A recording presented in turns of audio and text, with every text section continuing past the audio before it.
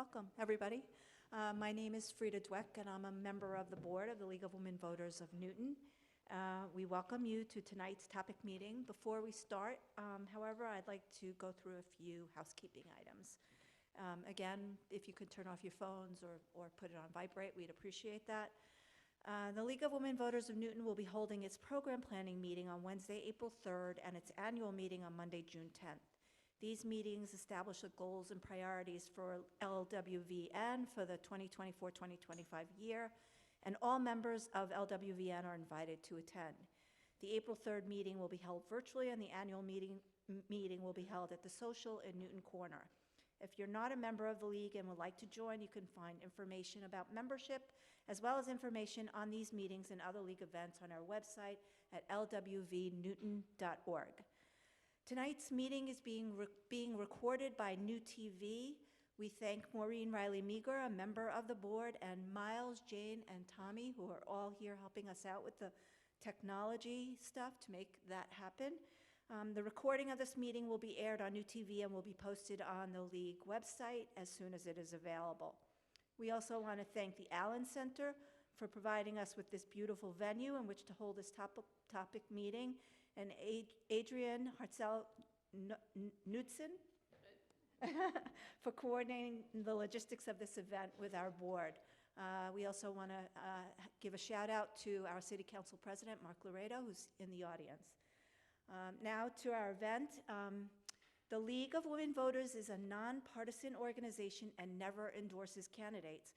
However, a local league can and does choose to support issues of importance to its community after thoughtful consideration and study. The topic of tonight's meeting is a proposal to designate a cultural district in Newton that would include part of the Washington Street corridor and its adjoining streets. League of Women Voters Newton does not yet have a position on this issue. Rather, we are presenting this meeting in order to gain information about the proposal, learn what it involves, and what a cultural district designation would mean for Newton. In 2011, Massachusetts lawmakers created a cultural districts program in which cities and towns may request that the state designate sections of their communities as cultural districts, hubs for local arts and culture, entertainment, and dining. Newton does not currently have a cultural district. However, a coalition of Newton arts and nonprofit leaders would like to change that. That coalition includes Newton Community Pride, Newton Cultural Alliance, the New Arts Center, and the Charles River Regional Chamber. Our panelists tonight are representatives from each of those organizations and include Adrian, as I mentioned before, the Executive Director of the Allen Center for the Arts, Emily O'Neill, Executive Director of the New Arts Center, John Rufo, Board Chair, Charles River Regional Chamber, Merrill Kessler, Board Chair, Newton Community Pride. Additionally, we are joined by Gloria Gavritz, the chair of the committee that in 2019 drafted the Create Newton Comprehensive Arts and Cultural Plan for the City of Newton. The panelists will give a brief overview of their organizations, how they fit into the cultural district designation proposal, and then we will get an overview of the cultural district designation proposal. The presentation will be followed by a question and answer session. We have provided index cards and pencils for you to make notes or to write your questions. Let's begin with Adrian. Welcome, everybody. It's great to have you here tonight, and hello to those folks that are looking from home at whatever point. It's great to welcome you to this building, which has been open for about 2.5 years. How many of you in the audience here in the building tonight have never been here before? A fair number, so welcome. It's great to have you. Those of you that have been here before have probably heard this spiel before, but I'll give it anyway. A few things about the building. It's a historic asset to the city of Newton. It was the home of pioneer educator Nathaniel Allen from 1850 or so until the early 1900s. He ran a very progressive school that was on Washington Street, speaking of Washington Street. It was a school that had a biracial population, and it had a co-educational population. So in the 1850s, 60s, 70s, most women didn't get an education, and most blacks and Asians also didn't get an education. So he was very creative in his approach. He was an abolitionist. This site was on the Underground Railroad, and it was used up into the 1940s as actually after his passing by his daughters for a school for girls. So the school itself was over on Washington Street, as I said, but he raised his family over in the house portion. This was a freestanding barn, and over time he connected the two, and he had dormitory rooms here that housed his students who came from Europe, Asia, and South America, by ship, obviously, in those days. So he was very much of a pioneer in those times. Where most of you are sitting was actually his gymnasium. He believed in physical education, which was unusual. And this long wall up here is the side of the bowling alley he built for his students. So it's still there. We were very fortunate to get significant funding from the CPC of Newton for historic preservation. And so, of course, we had to keep the bowling alley. So is it very usable? Not terribly, but it does have balls and pins in it. And if any of you that are here tonight would like to go take a look, we're happy to show it to you later. So welcome to this building. A couple of housekeeping things. If you're looking for restrooms, they're best on the lower level of the building, down the stairs right outside the door. After we're all finished tonight, we'd like to welcome you for a little refreshment evening over in the recital hall, where we've just put in new gallery lighting and have some beautiful pictures of that were taken by photographer Peter Vanderwalker hanging in there. So come and join us for a couple of cookies if you have a chance at the end. So I represent the Newton Cultural Alliance, the Allen Center for the Arts, and I was really excited to join with my colleagues here with this cultural district proposal, because I've lived in Newton since 1980, and ever since we moved here, it was all about bringing the community together through arts and culture. My initial contact was through the New Philharmonia Orchestra, which was conducted by my late husband for 20 years, and it was all about bringing music to the community. So this led to the formation, in a sense, with other organizations of the Newton Cultural Alliance in 2009, ultimately ended up with the purchase of this property to turn it into a small arts and cultural facility, because the city, there aren't a lot of real estate, there are not a lot of spaces for independent small organizations that don't have basically tuition-driven programs to have offices, to have meeting space, to have small rehearsal and performance space. So you're sitting in the space that we use for performances, as many of you know that have been here in the past. And you know, COVID did a lot to all of us, and it wasn't all positive. So we were in the middle of construction when the city shut the construction down in 2020. Had we finished then, it would have been 6 weeks later. By the time they opened up construction again, it was a year later before we could finish. And by the time they finished, there were still these massive restrictions on what we could do with the building. So we started out having organizations that could not rent in churches and could not rent in schools because everybody was being very protective, rehearsing here. And that's 20 people in the room, all masked, no more than 45 minutes. Those were our beginning stages. And from that, we've grown to being able to have significant programs here. So I'm particularly excited about this collaboration because A, I really believe in collaborations. And I love all these colleagues here, many of whom I've known for a long time now. So I think this is a fantastic endeavor, and I think it would bring a lot of economic and vital cultural excitement to the city. So I welcome you, encourage your questions, and like to pass it on to Emily now. Thank you, Adrian. Oh, I think I have to get closer. Yes, closer. Hello, everyone. Thank you so much for coming. Just out of curiosity, is there anybody here, I'm going to take a page from Adrian, who does not know about the New Arts Center in Newton? Raise your hand if you've never heard of the New Arts Center in Newton. That's pretty good. Yay. This is my kind of people. Thank you. It's fabulous. So I'll spare you a long-winded recap, but I'll just say for 50 years we have served the Newton community and the regional area with opportunities for people to make art, look at art, and celebrate art. And that is incredibly impactful. I think it builds a vibrant community. and a cultural district would raise that profile even more.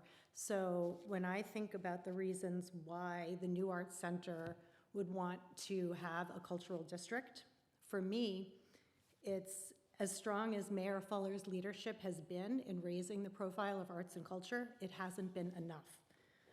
If the city were to support the creation of a cultural district, it will speak to the city's commitment to elevating arts and cultural opportunities in order to build a vibrant, inclusive community. It will allow nonprofits to leverage the district, the cultural district, for granting opportunities and for additional local philanthropy. I view this measure as critical for the success not only of the New Arts Center, but for all cultural entities in the city. It is an endorsement that the city, that is vitally needed by the city.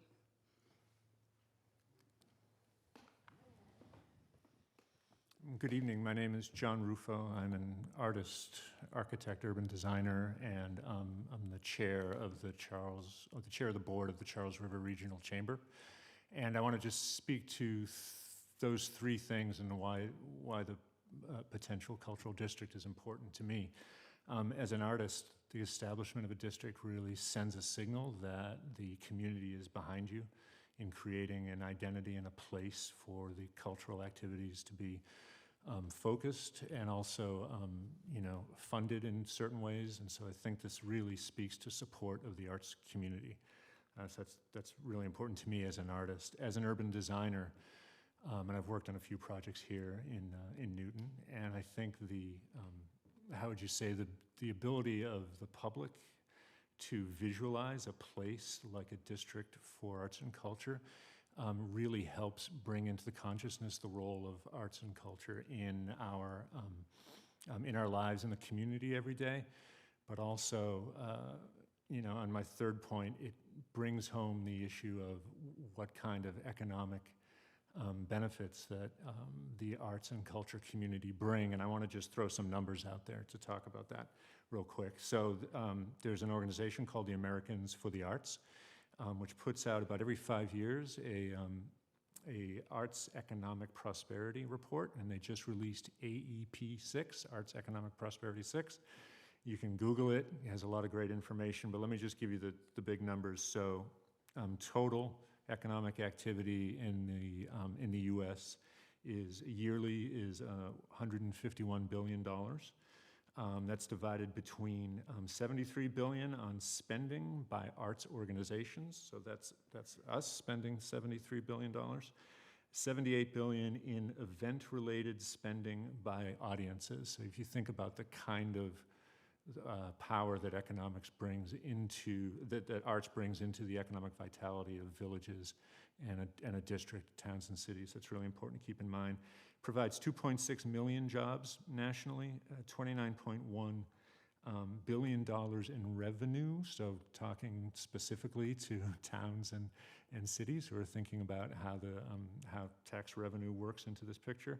And then finally, $101 billion in personal income across the arts and culture landscape. So final word is that we've just on the Chamber launched an Arts and Culture Committee, which Emily and I co-chair, and everyone up here is kind of a part of, and you'll be hearing more about that as we continue, and we'll actually grow that committee as we move forward too. So I'm very, very pleased to be here tonight for all of those reasons and the various hats that we like to wear in the Chamber. So. Hi, everyone. I'm Gloria Gavris, and I'm participating on two hats tonight. One, I am the past chair of Newton Community Pride and still a present board member, but for this evening, I am the past chair of the Create Newton strategic planning process. I was appointed by Mayor Ruth Ann Fuller in 2018. It was about a year-long project together with Adrian and fellow other arts leaders and participants from the city executive office. As well, we put together a strategic plan that was published right before COVID in 2019, right at the first of the year, and then COVID hit. So anyways, it's a great document. It's called Create Newton Strategic Plan for Arts and Culture in the City of Newton. And I will then pass this off to Merrill so that we can get on with our presentation. Thanks, Gloria. So hi, everyone. I'm Meryl Kessler. I am the current chair of Newton Community Pride, and in case you have not heard of Newton Community Pride, we are a 501c3 nonprofit here in the city. We are celebrating our 35th anniversary in the city, so we've been around quite a while. And our mission and everything we do is through the lens of building community here in Newton through arts and culture programming, through beautification, through public art, and through service projects. And so we run and underwrite a number of programs here in Newton that I'm sure many of you, hopefully all of you, are familiar with, the Linda Platt Festival of the Arts. We always do a spring public art initiative. We've done one over the last several years. Many of you might have seen Newton Outdoors, the painted doors that were around Newton during COVID. And most recently, we did a project called Celebrate Newton banners around the city on major thoroughfares. We put up about 100, in collaboration with the city. We put up about 130 banners using artwork from local and regional artists. We also put on a Fall Village concert series. We host Winterfest, which is a 2-day extravaganza. We host Black History Month programming, which we have partnered with many organizations in the city, including some that are here. We also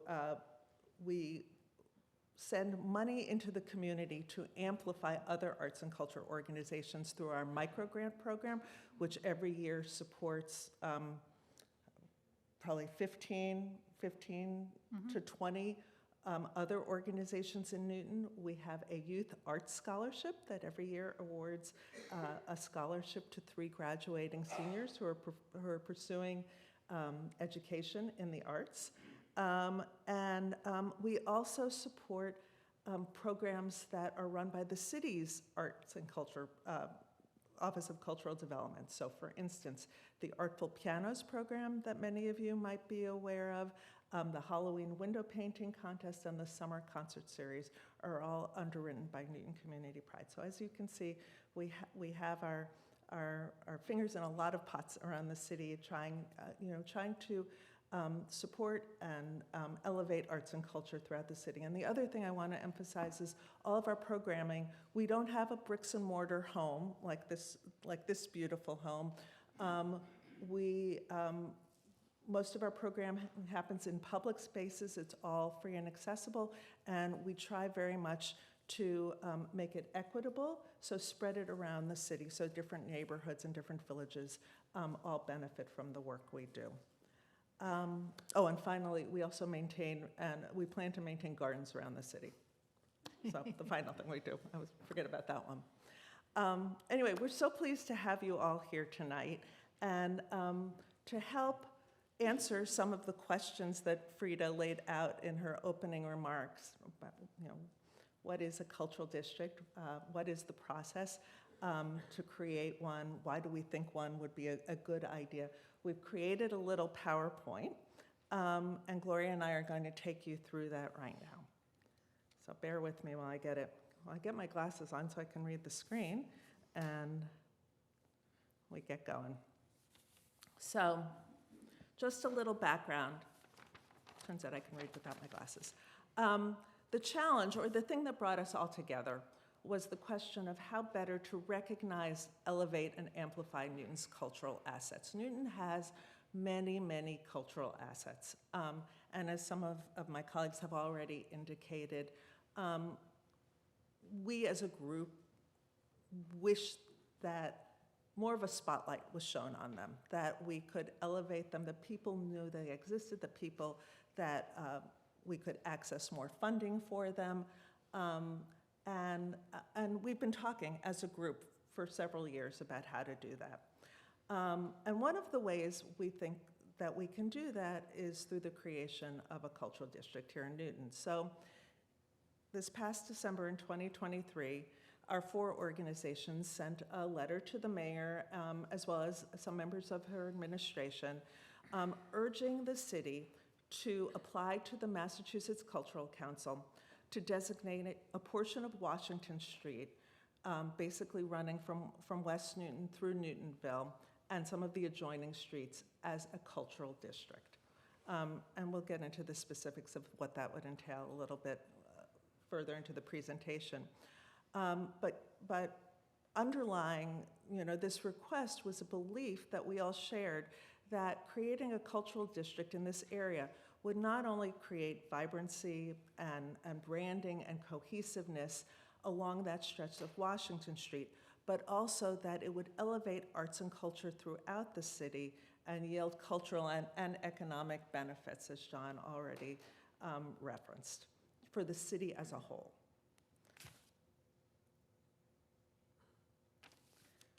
So, sorry, we've divided up the slides. I have to check my cheat sheet to see who's doing what. So some of the questions we hope to answer tonight. What is the Massachusetts Cultural Council? We've already referenced it. It's the entity that we've said we need to apply to. We're going to explain what it is. What is an MCC designated cultural district? What other cities and towns in Massachusetts have cultural districts? What are the benefits and costs to Newton of a cultural district? Why is Washington Street the best, in our opinion, location for a cultural district? Where would said cultural district be located? And really, most importantly, next steps. What is the MCC Cultural District application process, and how can you all help? So the cultural district is the main body that determines and authorizes what a designated cultural district is in the Commonwealth. So the MCC, it's a state agency, and that funds arts and culture initiatives and designates Massachusetts Cultural Council districts. So they're the oversight body that we need to apply to, and they will give us this designation. In FY24, the Mass Cultural Council authorized an allocation of over $44 million into the state's cultural and creative sector through grants and funding opportunities. The MCC's mission is to foster a rich cultural life for all Massachusetts residents and amplify the importance of arts and culture for our communities and the economy. Locally, the MCC partners here in Newton with our local Newton Cultural Council, and to provide funding to Newton arts organizations and creatives. So for example, this year the MCC granted the NCC, the Newton Cultural Council, how much money, Emily? About $23,000 Right. from the MCC, and the city matched that. Right. So So about the 23. MCC grants money and puts money into the local economy through the NCC, or local cultural council districts. And additionally, I should add, all of the arts organizations in the city, or most of them, can also apply separately directly to the MCC, also has granting and funding opportunities that are available to the arts organizations. So what is exactly an MCC designated cultural district? So a cultural district is an area with a density of cultural facilities, activities, and assets. It is an easy-to-navigate, compact area that acts as a hub of cultural, artistic, and economic activity and offers a place-based identity to collaborative community initiatives. The MCC Cultural District Initiative was launched in 2011 by an act of the state legislature. And a cultural district is created through a formal application submitted to the MCC by the municipality or from the city of Newton, in our case. The goals of the Cultural District Initiative include attracting artists and cultural enterprises, encouraging businesses and job development, establishing the district as a tourist designation, and preserving and reusing historic buildings, enhancing property values, and fostering and preserving our local cultural development. And here is a brief video just to highlight what a designated district is.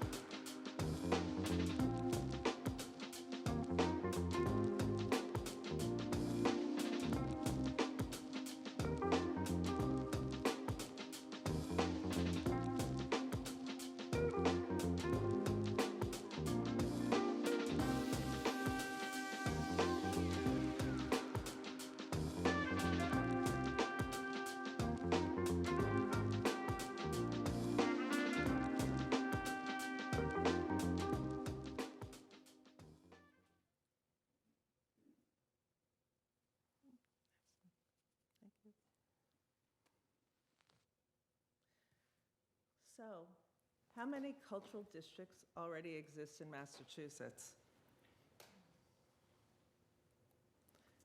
There are already 55 cultural districts in Massachusetts, and this map is actually a map of the cultural districts. So you can see they're spread out pretty widely across the Commonwealth. Here's an actual list of the 55 Massachusetts cultural districts. So what we've done is we've listed all 55. The districts in red are ones that are located in Metro West and Greater Boston, so near Newton. Watertown is bolded and has a little asterisk next to it because Watertown is currently in the process of applying to create a cultural district. And we expect that that will happen pretty shortly. And similarly, Watertown is doing it simultaneously as they re-envision Watertown Square. And we think similarly, this is an excellent time for Washington Street to be pursued as the city is looking at a Washington Street re-envisioning in a pilot program that is happening now within City Hall, and those discussions are happening presently.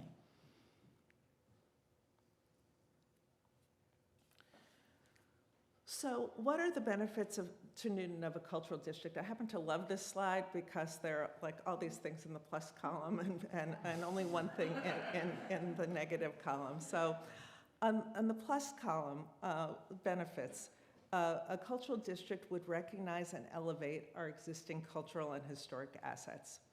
A cultural district creates a branding opportunity, and for those of you who might not be familiar with the term branding, it creates an opportunity to create an identity for a place that might not currently have an identity. And you can create that through signage, through events, through graphic design, through sort of a whole bunch of different methods, but really create sort of a cohesive sense of place. It really falls under the category of place making. A cultural district would attract creatives, local businesses, galleries, and entrepreneurs, which in turn foster Newton's cultural sector and help expand our tax base. Also, a cultural district would open up grant opportunities, including very specific cultural district investment grants, and then other MCC district-only grants. Okay, so what's the one bullet point in the other column? The one bullet point is there are no direct costs, but capacity and leadership are needed, and we'll talk a little bit more about that later in the presentation. Also, literally just announced, like last week, Governor Healy issued a new economic development executive order that includes very specifically significant benefits for cultural districts, including cultural district support at the urging of the MCC and as authorized by state law. The administration will begin to give additional consideration and priority to infrastructure planning and other community grant proposals for projects within state-designated cultural districts in the next funding rounds for Community One Stop and the Office of Travel and Tourism's Destination Development Grants. So the administration is really committed to prioritizing grants to cultural districts. And I should add that this was an executive order. This is not something that needs to go through the legislature. This is happening. It's being implemented by order of the governor. And just in that previous slide, all cultural districts get $15,000 for marketing, staff support, and materials to use. So if applied for and granted, we automatically get a $15,000 grant, as does all other cultural districts in the Commonwealth, in addition to other grants that are opportunities for us too. So going back to my Create Newton that I spent so much time doing, Adrienne, right? So it was, the designation of a cultural district is consistent with Mayor Fuller's 2019 Create Newton Arts and Culture Plan, which recommends that the city should, quote, consider applying for state MCC cultural district designations for select commercial districts. The MCC cultural district designation can offer a boost to a designated district in terms of visibility and marketing, tax credits, funding, and other operational support through state departments. So I just want to highlight this one recommendation was one of 25 other recommendations that were part of the mayor's cultural strategic plan in 2019. And we hope that it brings to her attention, again, the importance of this recommendation.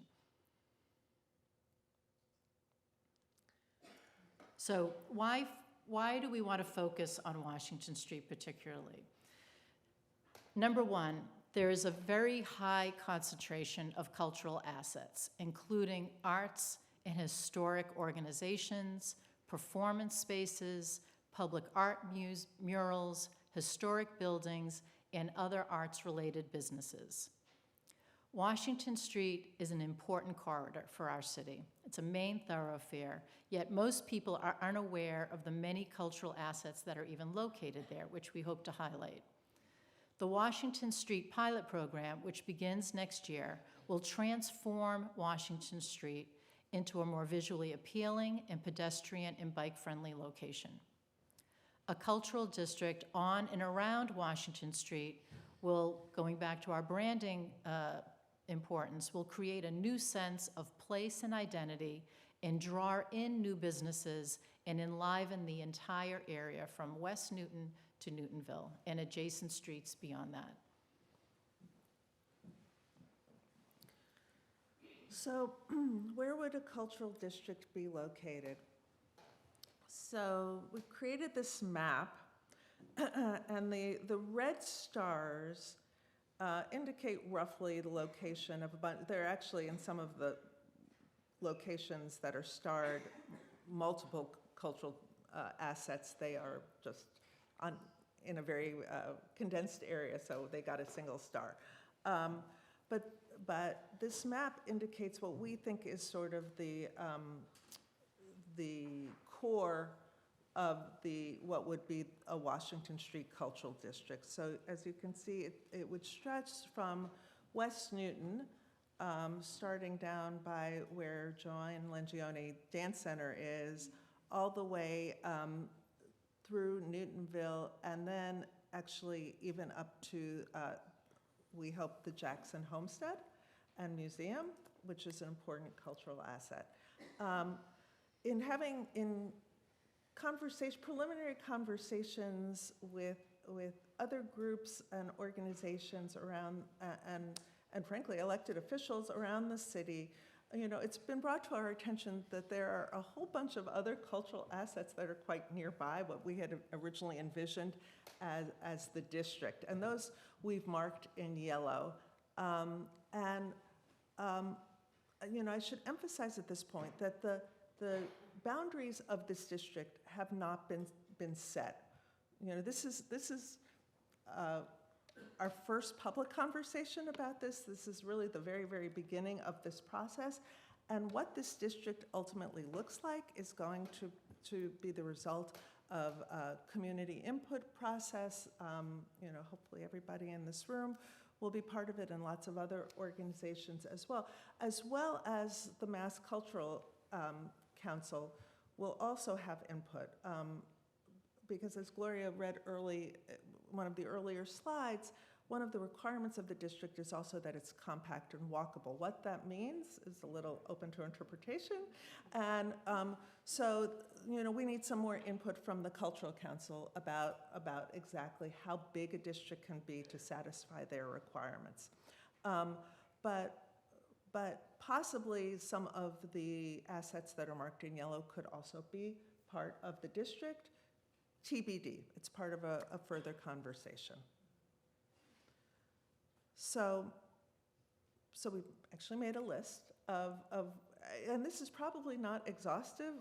Actually, just like literally right before you all arrived, one member of our group said, "Oh, we forgot X," and I quickly added an asset that we had forgotten. There are probably others that we have forgotten. So if we have forgotten something that is near and dear to your heart, please don't take offense. Let us know, and it can be added to the list. But I'll just quickly go through what we generated anyway off the top of our heads as cultural assets that are currently here. The Allen Center for the Arts, where we're all sitting tonight. The Greater Boston Chinese Cultural Association is in West Newton Square.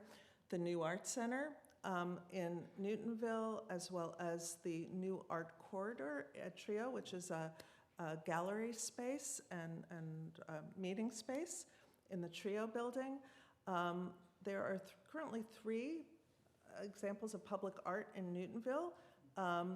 And I will mention that literally in the last week, 2 different groups have reached out to me about additional murals in this area. One, a local business that would like to put a mural on the side of their building. And then there was a nonprofit that was started a number of years ago, Beautiful Newtonville, that was all about beautification in Newtonville. And I think they're thinking of winding down, and they have some money and would like to put that money towards another mural in Newtonville.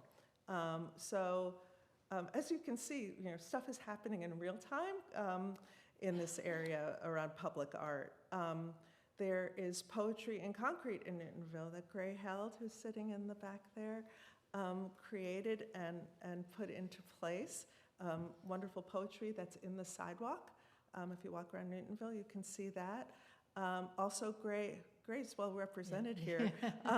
Also, outside the courthouse and police station in West Newton is something called bus stop art. There's a giant frame with rotating artwork that Gray was also the mastermind of.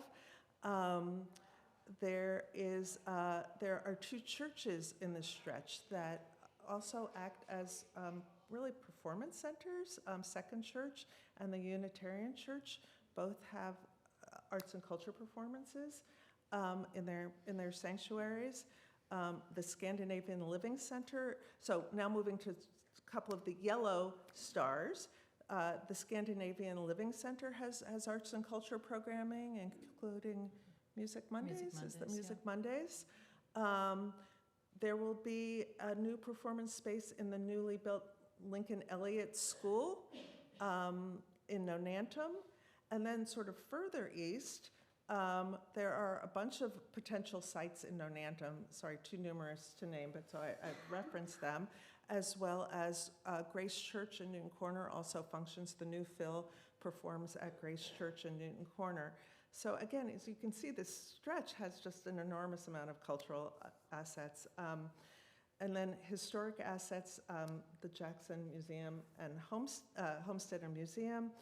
And then the Durant-Kendrick House, again, a little bit outside what we had originally envisioned as the area, but someone wrote to me and told me, this is on TripAdvisor, the Durant-Kendrick House is the most visited spot in Newton, which is quite interesting.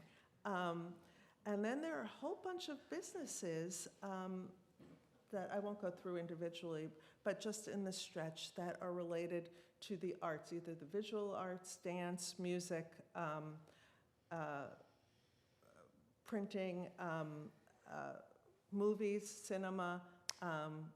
So, this is a really rich, to Gloria's point, this is a very rich, dense cultural area.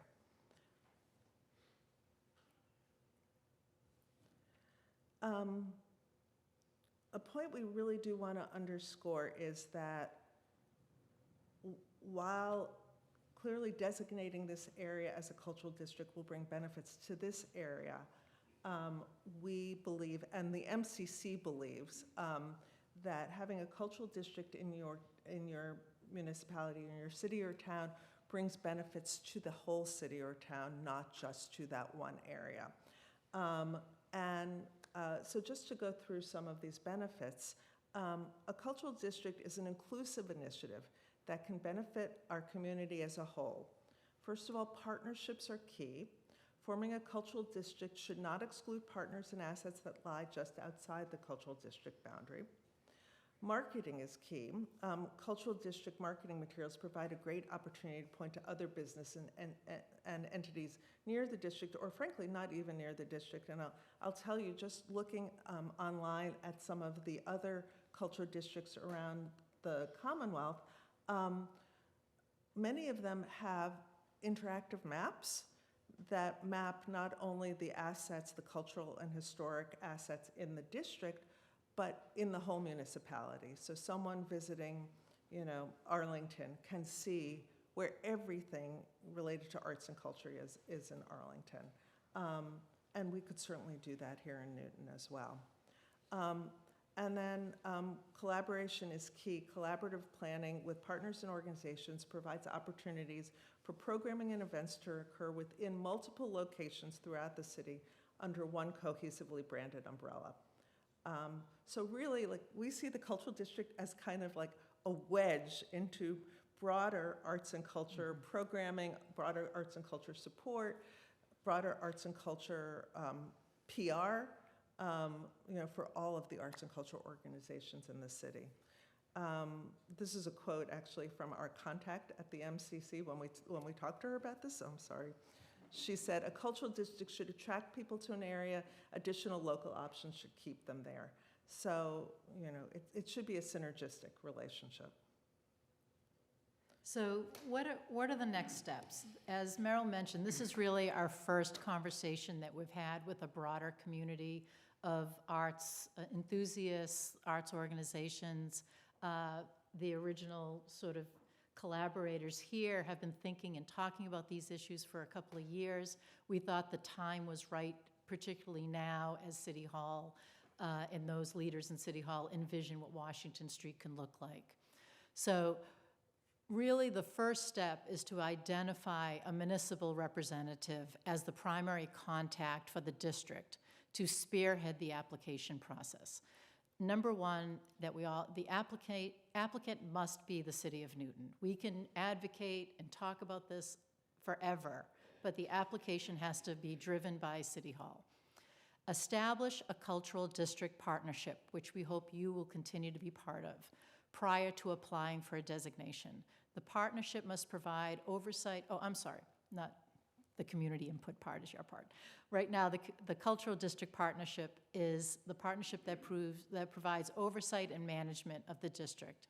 It must develop the goals and objectives, a plan for managing the district, and an assessment to measure for the district. We need to define a mappable footprint that is compact and easy to navigate and accessible, and we can do this with the support and assistance of the Mass Cultural Council as well. Hold at least one community input meeting where people can learn about the proposed cultural district location and goals. And pass a resolution by the City Council committing to support a state-designated cultural district, and then submit the application. And then we arrange for a site visit by the Mass Cultural Council, and they see the application forward. So how can you help? First of all, thank you so much for coming tonight. We really appreciate your insight and your interest in this topic. But make your voice heard. Please email city officials and tell them that you support a Washington Street Cultural District. You can email Mayor Fuller, our Director of Planning and Development, Barney Heath, Commissioner of Parks, Rec, and Culture, Nicole Banks. Who is here tonight. And we thank you. Thank you very much. And Newton City Council, and we thank you also, Councilor Rado, for attending tonight and learning more about a cultural district. And spread the word. Tell your Newton friends and neighbors that you support a Washington Street Cultural District. And volunteer. Join the Cultural District Partnership, if applicable, and if we get that far, and learn more. You can go to massculturalcouncil.org, and the website is there, Communities Cultural Districts. So finally, thank all of you for coming out tonight. First of all, it's so nice to see people in person. There are people in this room I've only ever met on Zoom. So thank you all for coming out in person to learn more about this initiative, to listen to us, to hopefully we've conveyed to you our sense of excitement about this opportunity, and we really do think this is an incredible opportunity for Newton, for all of Newton, to really elevate, arts and culture here in the city. We are a city of 90,000 people. I often say this, and we have a lot going on. But I think, as several of us have said already, we think we can do a lot more to bring attention to all of the incredible work that arts and culture organizations and businesses and historic organizations are doing here in Newton. And so that's what we hope to do. And I think now we're going to turn it over. Oh, yeah, go ahead.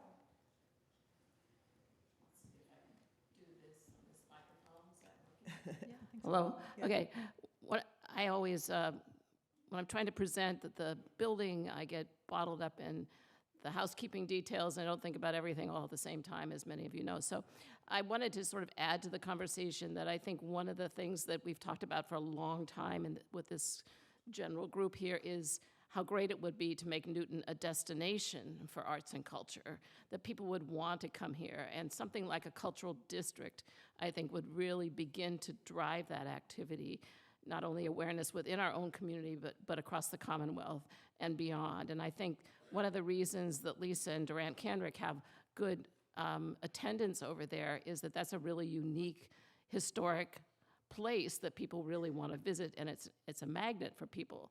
But the collaborative marketing that can go with a cultural district, I think there's no way to estimate high enough how much that could how much value that could bring to the city. So there's a whole bunch of arts organizations represented in the room tonight. Can you guys put your hands up so that we can see? So Amy and Lisa and I don't even know everybody here, but anyway, there are a lot of representatives from arts organizations and probably some creative businesses. I know that there's at least one up here sitting in the front row, so and another one back there. So anyway, it's very valuable to just sort of recognize the extent to which we have really rich resources here, and we really would love to work with the city to bring this to fruition. But to be a destination would be fabulous, and that's maybe a phrase that our friend Chris Pitts back there, who's had a huge impact on arts and culture in Newton, has been driving home for at least 10 years. So anyway, let's,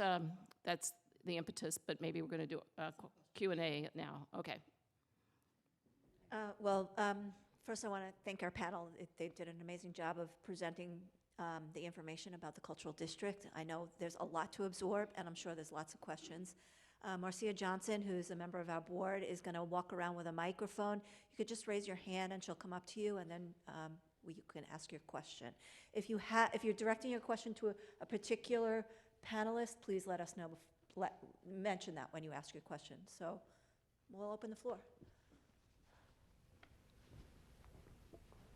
While we're doing that, I forgot to mention that when you leave, on the table outside, first of all, different groups here have put out information about upcoming events and programming, but also on the edge of the table, excuse me, right when you leave, there's a flyer that has the press release explaining this initiative, and on the back is the information that was on the second to last slide, that's how can you help?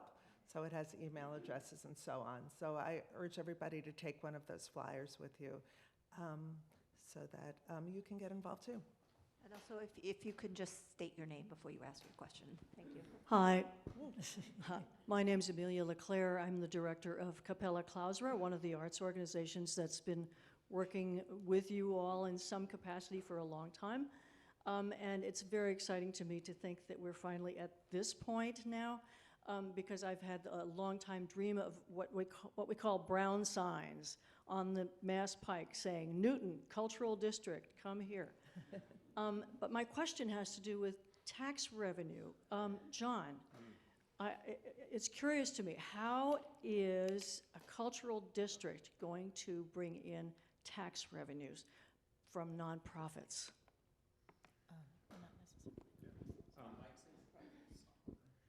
So, move the microphone closer.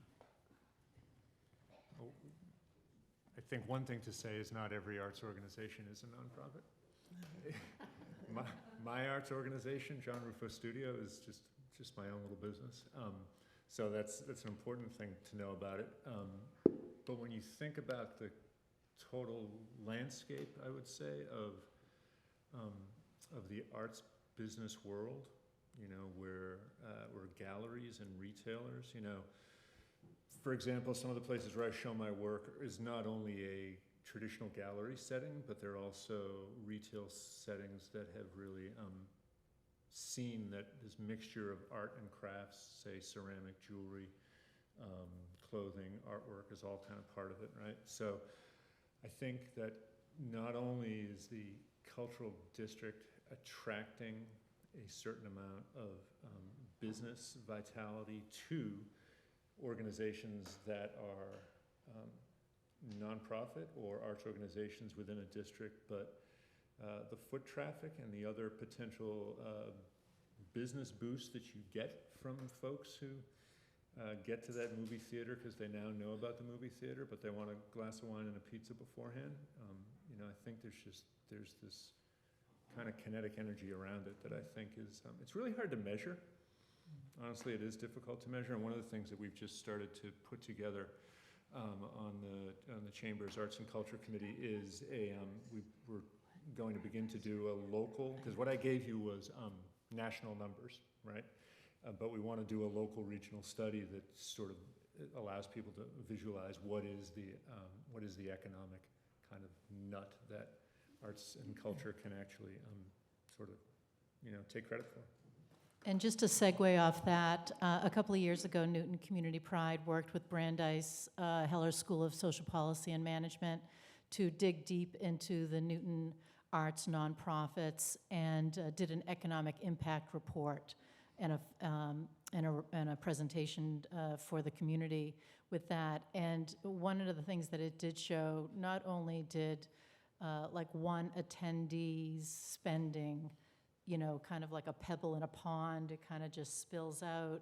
But in survey after festivals and events that Newton Community Pride has done, our results have shown between like 62 and 74% of attendees spend dollars in the immediate facility of that festival or music concert. And the economic impact is, I'm going to say, between like, you know, $4.50 to $12, you know, per person.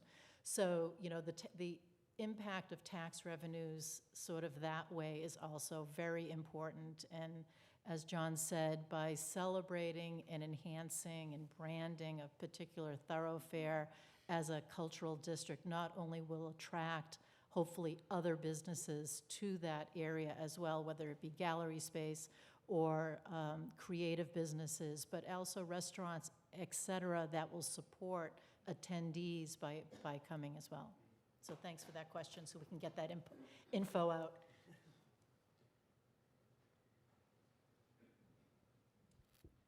Oh, hi, I'm Linda Morrison, and I'm wondering whether having a cultural district would help in the effort to, say, the West Newton Cinema and make it into a nonprofit like the Coolidge. We hope. Yeah.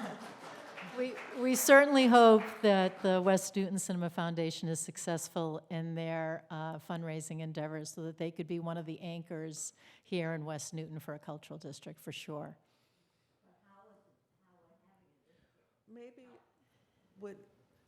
we have a couple of representatives from the foundation sitting right next to you. Yeah. Maybe you want to say a couple Yeah. of words? Here, Yeah. here, Elizabeth, come on No, up. Marcia Here, will we've got give a her mic. Marcia, if you give her the microphone. Hello. Hi. So I'm Elizabeth Heilig. I'm the president of the board of the West Newton Cinema Foundation. And I'm delighted that you asked that question because I've been sitting here thinking, of course, you know, and we would love to be an anchor of this district. I think what John was saying about the economic impact is certainly very true for the cinema. You know, we have right now, over 50,000 people a year come to it, and they stay for dinner or drinks. And, you know, we think that we could do a lot better than that if we renovate it. So, yeah. Thank you. Thank you.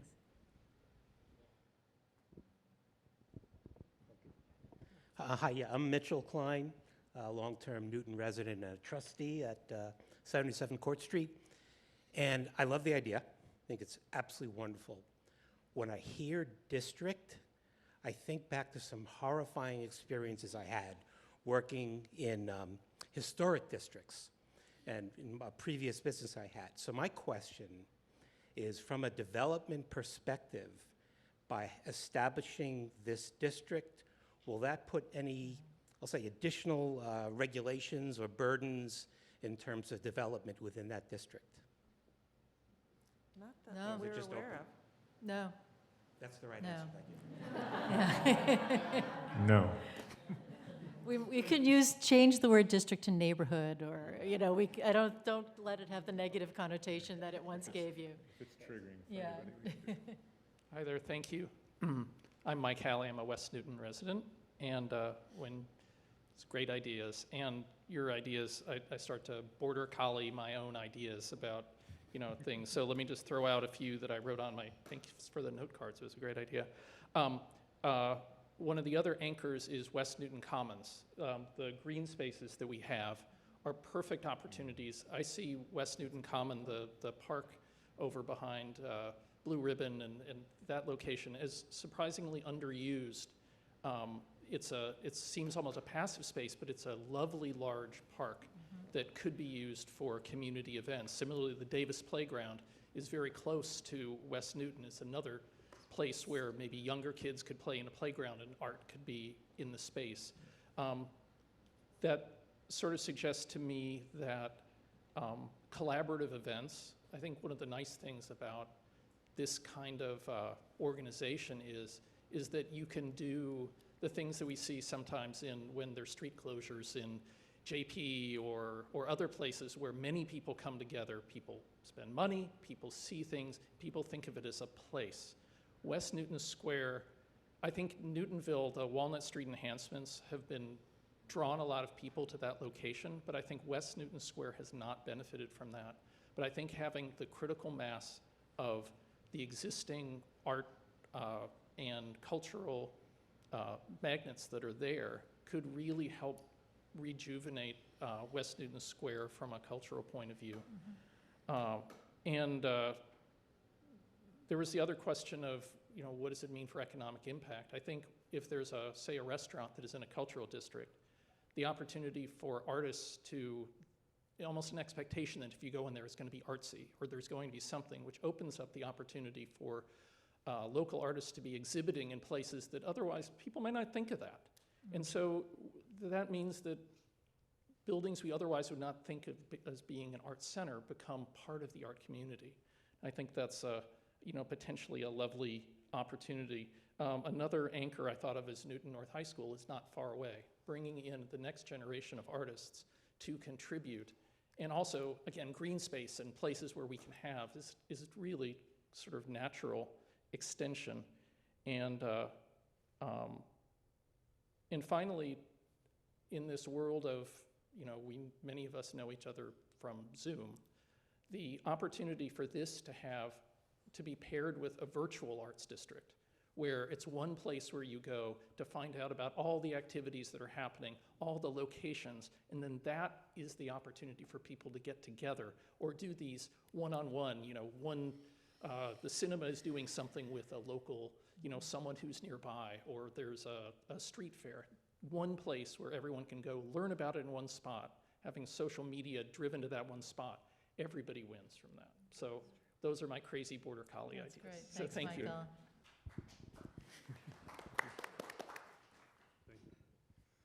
My name is Ron Stoloff. I'm one of the owners of the Blue Ribbon Barbecue. And my question was, it sounded earlier like most of the discussion of cultural organizations focused on fine arts and performing arts.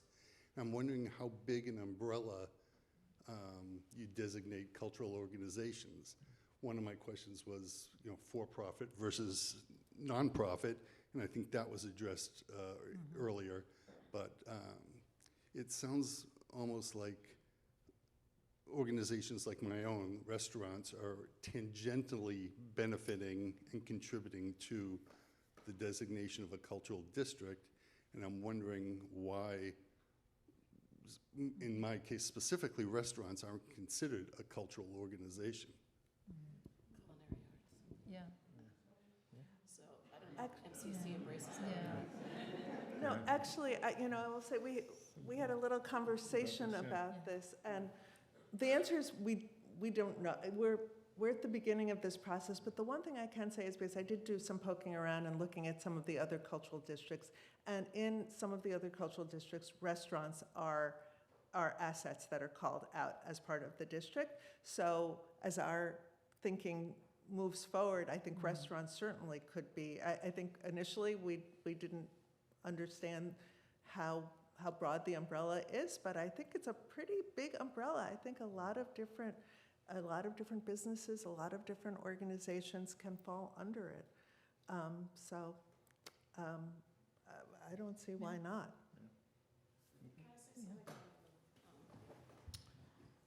I just want to speak a little bit about the concept of restaurants related to cultural experiences. My initial background in the arts is through an orchestral world. I've been very involved with the National Orchestral Association. And one of the big topics every year when they have their meetings is how about going to concerts is about the experience. And the experience is not just what you hear coming from the musicians on stage, but can you get a glass of wine there? Can you buy a cup of coffee within walking distance? Is there something beautiful to look at while you're there? It goes beyond the reason that you went there initially. So it's been a real interest of mine to be able to cultivate relationships with businesses that feed that experience for here. Now, I know there are people that come here to performances that go for dinner or drinks in the immediate neighborhood. I know that. So I think the more we can cultivate that kind of collaboration, the richer our lives will be across the entire community. And I will say that I don't know, maybe she showed up an hour ago, I don't know, but one of the state legislators that voted in this whole bill for MCC, Kay Khan, just walked through the door, so welcome.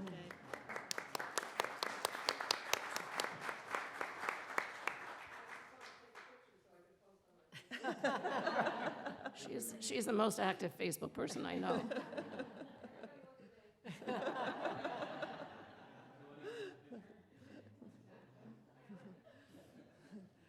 Sorry, there are probably more questions. Okay.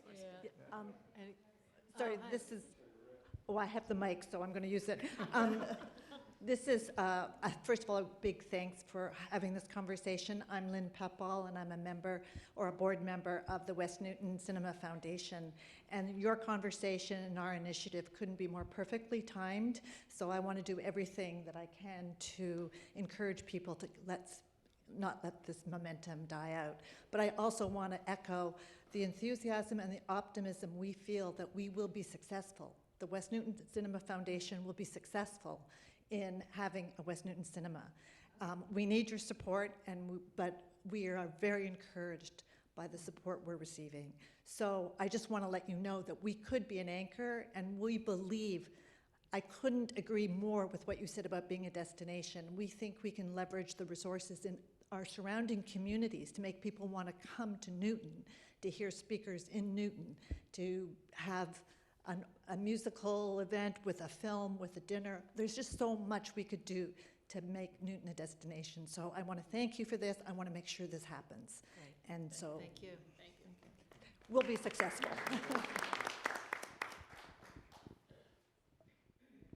I am Scott Aquilina. I represent Grace Church, which is in the Farlow and Kenrick Park Historic District. And I think this is a wonderful idea, and I'm 100% behind it, and I hope that I can help. But one comment that I would have, and kind of picking up on a comment that you made, sir, was Could this be thought of as less of a bricks and mortar or less of a defined destination and something that was distributed the way Newton is distributed? So I'm thinking of many other centers across the city that support the arts in a very active way. And so could this be something where it was branded in a more decentralized fashion rather than thinking about it as being in one very specific location? Can I answer that?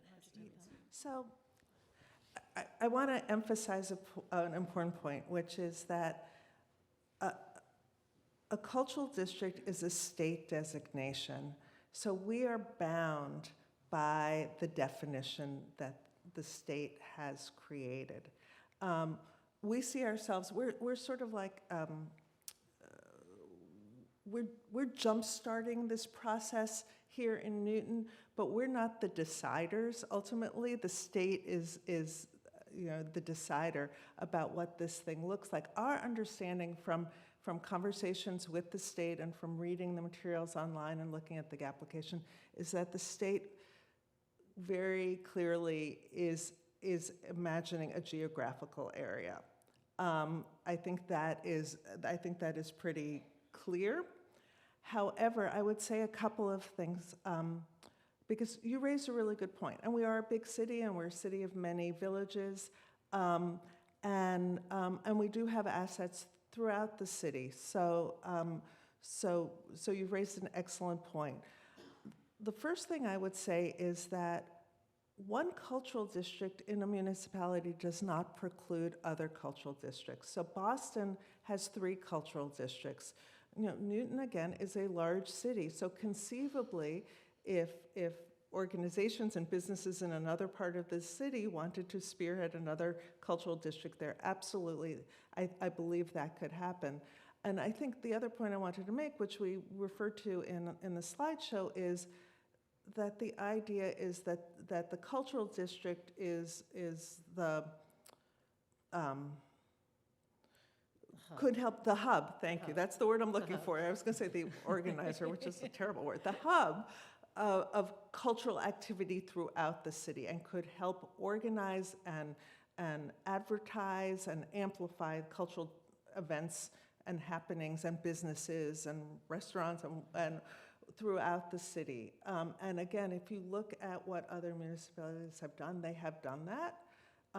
So hopefully, that would address some of your concerns, Scott. But I do think ultimately, the state is thinking of this as a they talk about compact, mappable, and defined area. So, and just off that, so the city would apply and define what suggest what the cultural district is.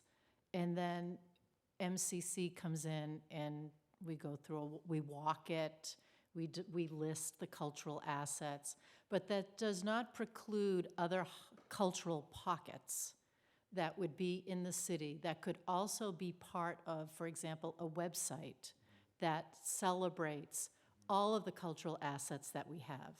So just referring back to Create Newton, there is a map in the Create Newton strategic plan that has over 100 businesses, venues, galleries, restaurants that have live music, et cetera.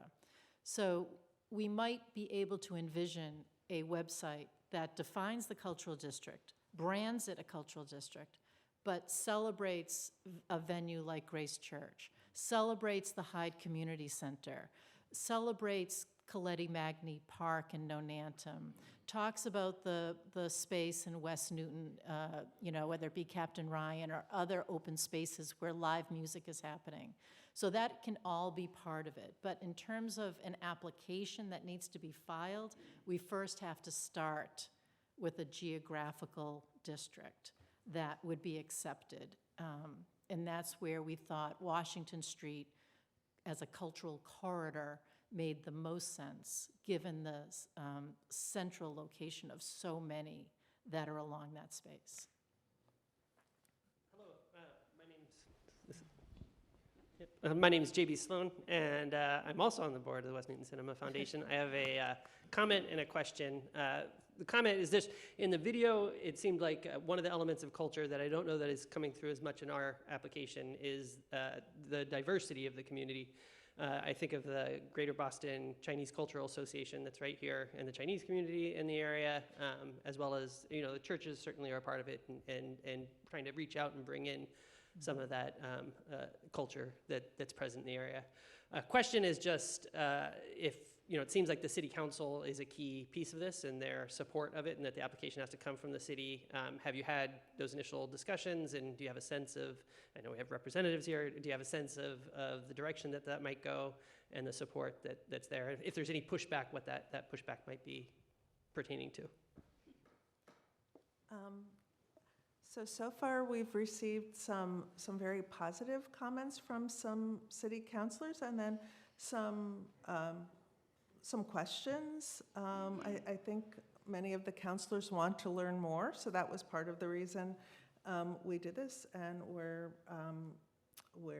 grateful that City Council President Laredo is here tonight to hear more. The application itself, to be clear, has to come from somewhere in the administration, so not from the city council. So it has to come from one of the departments in the city, and that's something that we're grateful that Commissioner Banks is here tonight, and we actually have a meeting with Commissioner Banks and some other representatives from the administration in a couple of weeks to discuss this further.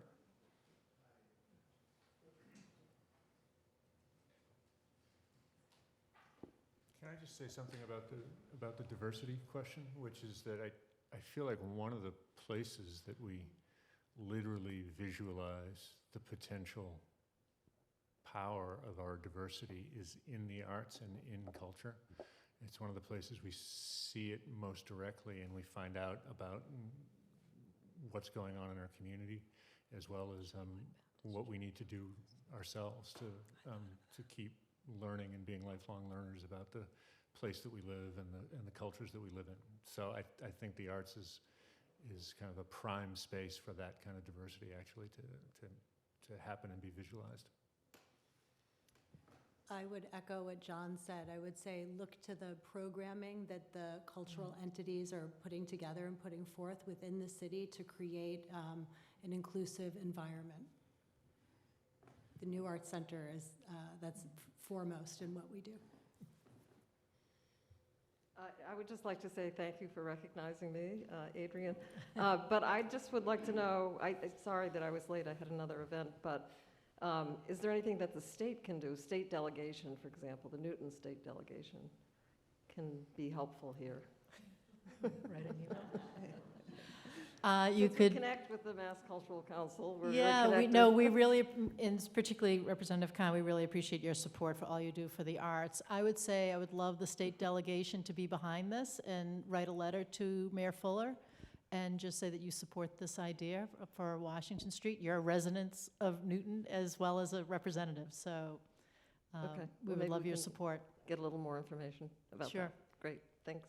The letter that we submitted is outside on the desk as well, which has a little bit more information on it, too. Thank you. I would also add to that I feel that this is something that is necessary for the vitality of the community, and the way the Mass Cultural Council is now managing their grants. If we don't have a cultural district, we are less likely to be funded for some pretty significant grants that have brought significant funding to organizations like the Allen Center, the New Arts Center, all of us. So having that cultural designation will allow us to continue to build vitality. Without it, it will be a significant disadvantage for the city of Newton. The Mass Cultural Council has recently really changed a lot of their guidelines, and that's what Emily is referring to. So it's a tougher environment now, and it really mandates that we have a much more inclusive effort within our city to be able to command the kinds of support that we've had in the past. And a lot of it's very unknown at the present time. So we had a couple of questions that were sent to us about this, so if I could just maybe, Wait a minute. oh, sorry, go ahead. We haven't heard from you all night, Chris. I have kind of a question. I'm Chris Pitts. I've got a weird eye thing, so forgive the Blues Brothers We thought you look were just here. being cool jazz guy. Is certainly chosen over the, the pirate eye patch. So, this is fantastic. I'm glad, Kay, you got a picture of everybody because they're all the ones who are in the trenches of this movement. And some of what Adrian was just saying is about, like, if I can just be quick then. So a few keywords are momentum, right? Momentum, critical mass, right? And regional impact. When I moved to Newton 20-some years ago, it was billed as a bedroom community where people moved to send their kids to the great school system. If you wanted culture, you went that away to Cambridge, to Somerville, to Boston. Okay, that's where you can get all that stuff. And I had the opportunity to join the Newton Cultural Council about 6 years ago with Emily, and I learned that there's so many great artists in Newton. I mean, like, world-class people. Sandeep Das, we met. People you just don't even know live here that have this kind of talent. And I just thought, like, people like Amelia Clare. There should be a place for these people to really, strut their stuff. And we should actually, maybe we should be a destination. I'll give you a quick little story. You've heard of Linda Plout, perhaps, all of you. And you remember the pianos, the painted pianos, the artful pianos? So Linda Plout had assembled all 9 of the artful pianos in Newton Center. And they were doing a little concert together and all that, and it was just really fun and stuff. And she takes me aside and she says, "This is it. This is as far as Newton is ready to go with their arts." And I'm like, where did this come from? We're watching a concert or something. But she's telling me, and in fact, I didn't know, but very shortly after, she asked me to take over the Festival of the Arts. But her point is that, Newton's been very happy with this kind of easy, light, like arts light, because of the perception that I just told you earlier. You come here for your kids, you want art, you go down to Boston or whatever. And she's saying that this is it. This little kind of like pianos and stuff.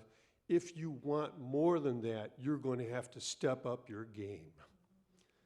That's what she meant by that. She said, you're really going to have to do like Gloria doing to Create Newton. You're going to have to do like Adrian, all these little pieces that elevate the arts, more the cinema and all these little pieces that fit together to build more momentum, to build more visibility, to build, more, mass. What did I call it? I call it critical mass. And but the other thing of this is that these places that you were mentioning that have cultural districts took an investment from the city. They say, it's not like, oh, look, there's 1,000 artists already here. We can just bang, it's already a cultural district. They got to meet, you have to say, you have to invest into that. So we really are asking for Newton and, to set aside more money, like Somerville and Cambridge, who are known for their vibrancy in the arts. I mean, they spend of what their budget is. If we were to match their budget, the NCC's budget would be like $1 million instead of $50,000. So they make an investment into their arts, and that comes from, their city managers or their city councils or whatever, saying that, you know what, we need to put aside a little more money to grow this thing. But I'll tell you something you already know. Bang for buck, artists really know how to stretch that dollar. So if you invest, I mean, look at the city, the Newton Cultural Council, we spent like Our budget is $50,000. Oh boy, you can't even get a toilet in your house for that. But, you know, we give grants. We gave grants to like 60 different artists or something. And, you know, a little bit of money, and they turn it into something, you know? The Festival of the Arts been doing that for like 3 years. It's like $20K. That's like nothing. So, I mean, we put big bang for a little bit of buck. And so it's gonna take, you know, people who are involved in the city, people who may become mayors or whatever, to say we're gonna have to put a little more money aside and invest in the arts. But what an investment. It'll be transformative. I'm telling you, I'm speaking to the choir, of course, but it really will. I mean, that whole bang for buck thing, $1 million, can you imagine if that was our budget? It would be, you know, the Festival of the Arts would be a week long. It would be amazing. People would be coming from all over the country to come see these things in Newton. And now I'll shut up. Thank you, Chris. Thank you. So we have about 5 minutes left, and we did get some questions. And so I'll just shoot them at you, and then you can try it. So members wanted to know whether there's an estimated timeline for you achieving this, whether there were any costs associated with this district, and if there are, where is the funding coming from? Does this affect zoning at all? And I think that should cover it. I think that'll take us for the 5 minutes. Timing, we don't know. This is our first step. We've been talking about it for quite a while. This is our first, I'm going to say, public step with a community meeting, and we're starting to have discussions with those in City Hall. And we hope, again, that leadership from City Hall will take this and have a serious interest in pursuing this, and the application needs to be filed by a department in the city. So timing is really up to the city. Cost, we really don't believe there is a cost. It's really a capacity in leadership from the city to move the application forward. And then Mass Cultural Council does require sort of yearly filings, you know, progress reports, things like that. So that would be a part of the city staff time if you want to subscribe a cost to that. And zoning, I don't believe there's any zoning impact at all. I think the time is right as they rezone or relook at what Washington Street could look like. This is just an enhancement for that, or a designation for that. Was there a fourth question? Yeah. There's a question over there. I came late, so I missed everything. I'm hoping this is going to be doable. My question, just to follow up with the gentleman from the cinema, is I'm assuming that you already have contacted everyone that's culturally doing things in the city, because there's nothing worse for people. I'm not insinuating there's an issue, that everyone feels that they're part of this, and when they don't understand something, you know what happens. So if they understand what you had said, that we need a baseline and we can do other cultural things throughout, because people get very defensive, get very upset. And as a teacher, I know how that works. Just saying that it's really important that we all understand what the big picture is and how everyone can be included in some way, shape, and form. Yeah. And again, if this is replication from the beginning, I'm sorry. Yeah, well, thank you for that. And so we've done as much as we can with giving the information out. For example, our organization, Newton Community Pride, has, 4,000 people on our constant contact list. It goes out into our newsletters. The chamber has mentioned it in their newsletter, likewise with the New Arts Center, likewise with the Newton Cultural Alliance. It's been in the Patch. It's been in Fig City News.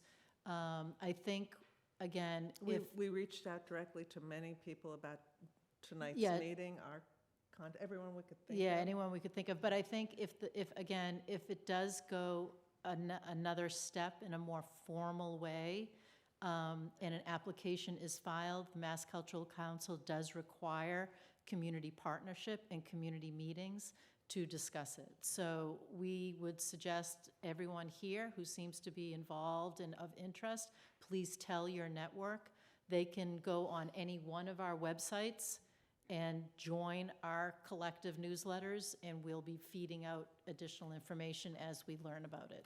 So thank you. Also, please make sure that you sign the sign-in book for the league that's by the door, just outside there. If you didn't do that when you came in, please do so, because then we'll know who was here tonight. Thanks. Hi. Greetings, everybody. My name's Peter Vanderwalker. I'm a photographer and a member of the board of the Allen Center. And I'm pleased to announce that after a bunch of work, we've been able to establish a real gallery for the visual arts right here in the Allen Center. It's superbly lit, and we're proud to host a world-famous photographer named Abelardo Morel, who's coming to here to speak on April 18th. I hope you'll join us. He's a remarkable person. And please come to the gallery, and I've put up some of my own abstract color landscape photographs, which I hope you enjoy. Thanks for coming. Okay, one last question.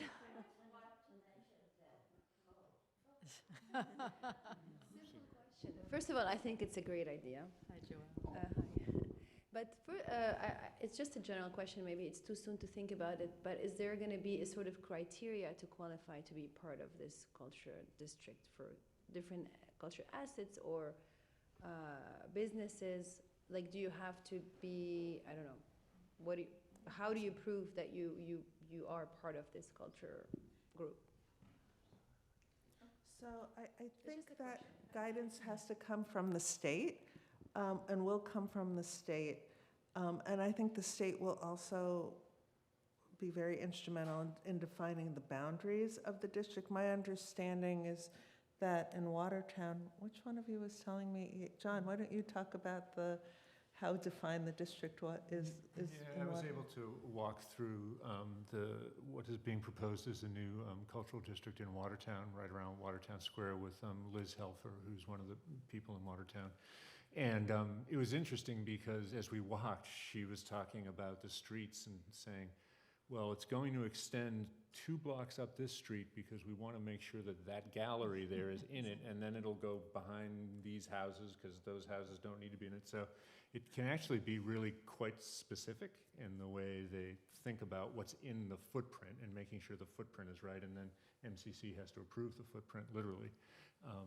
But I don't know about any kind of designation of who can be listed as a cultural asset or not. I think we're maybe not that far enough in our understanding of it. But I do, can I just add, in our conversations with the MCC, I think their mindset is inclusivity, not exclusivity. I think they would like to include as much as possible. What she said.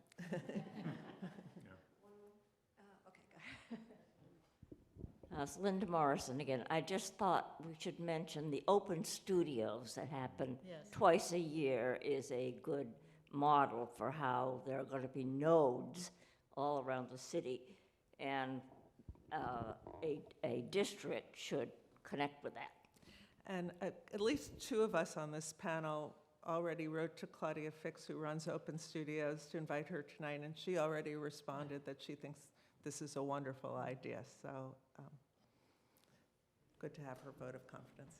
Okay, well, I think now we've come to the end of our time. I want to thank all of the panelists. It's really been very informative. Thank you. Also, I want to thank all the members of the board of the league who have helped put together this topic meeting. If there are any questions, you can definitely reach out to us. We're at info@LWV Newton. You can certainly send your questions or your comments to us. I think that they might be better able to answer your questions, but we can certainly push it to them if that's easier for you. But I think they have material outside, and they might be better able to answer the questions. Thank you so much for coming. Thank you to the Allen Center for hosting us. Thank you for attending. And please think about the League of Women Voters, and we have lots of really great events. Always check our website, and thank you again.